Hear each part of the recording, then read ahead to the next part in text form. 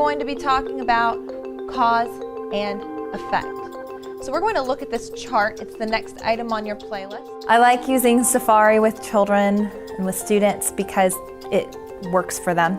It's a great place for me to put things, and it's a great way for me to stay organized. But when it really started affecting the way I teach and affecting the students was when they started being able to access playlists. And when they started being able to see what was going on in front of them on their digital device instead of just on paper. For some reason, it makes a difference. Students really like being able to access things anywhere. They can go back and read any of the text and see, any of the PowerPoints to upload. That's another great thing that I love about Safari is that it works on every device.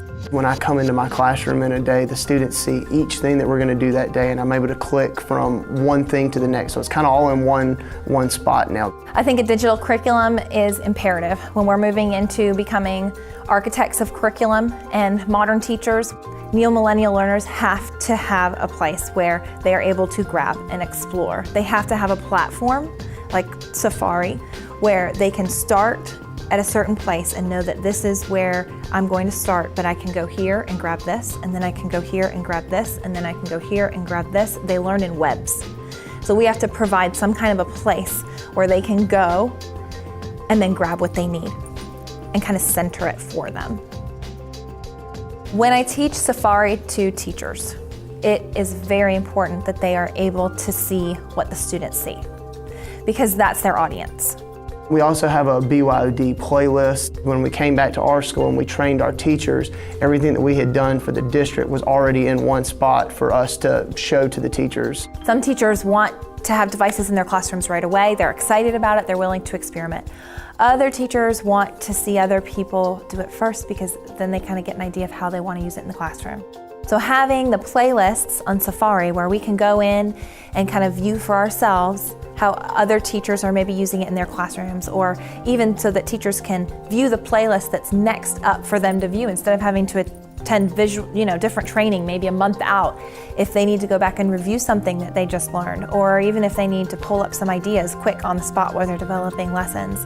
It's a really great place for teachers to access the information as a student. So now the teacher becomes the student and then becomes the teacher again. I like Safari because we have many options and we can do what we need to do on it, like get it. And we answer questions on there for a test and stuff. Yeah, I like Safari. You can take tests on it. It's better than taking tests on paper, because that's just like old-fashioned. So when I go home, I can also look back on what I did. You don't have to worry about losing papers all the time. And I mean, it's just digital, and everyone uses technology at one point in life, so might as well use it at school. When I was about 18, I went to an interview. I knew I wanted to be a teacher, and they asked me some very specific questions about how I wanted to teach and where I saw myself. I really wanted to have a digital classroom. I wanted to have a paperless classroom, and that's what I told them. I did get the scholarship, and here I am now, and I have a digital classroom, and it's kind of a dream come true for me.